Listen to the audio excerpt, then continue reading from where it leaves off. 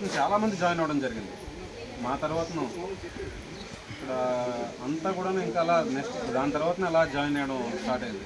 2003 అనుకుంటా, 2002లో వెళ్ళిపోయారు వీళ్ళు, రాజు బాలా వీళ్ళంతా. దాని తర్వాత మళ్ళీ మా తర్వాత ఇంకా అలా అలా అలా అలా ఈ రోజుకి ఒక్క మన విలేజ్ పెదవంక విలేజ్ నుంచే 48 మంది. ఇది చాలా యాక్చువల్గా గర్వంగా చెప్పుకోవాల్సిన విషయము. మరి మిగతా నా విషయానికి వస్తే నేను ఎక్కడెక్కడ డ్యూటీ చేశాను అనేది బాలకృష్ణ సార్ చాలా స్పష్టంగా చెప్పారు. జేఎండ్కే విషయంలో కానీ, అక్కడ బాలేశ్వర డిఆర్డిఓ కానీ, ప్రతి దగ్గర నేను మ్యాక్సిమం ఎక్కడ రిలాక్స్ డ్యూటీ అయితే చేయలేదు.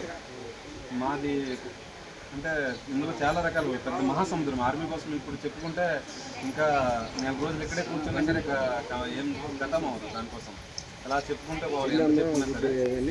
కాకపోతే మాతోనే డిఫరెంట్ అనమాట. మేము ఏ యూనిట్ అయితే స్టార్టింగ్లో వెళ్తాము, ఆ యూనిట్ 22 సంవత్సరాలైనా, 24 సంవత్సరాలైనా, 30 సంవత్సరాలైనా అదే యూనిట్తో ఉండాలి.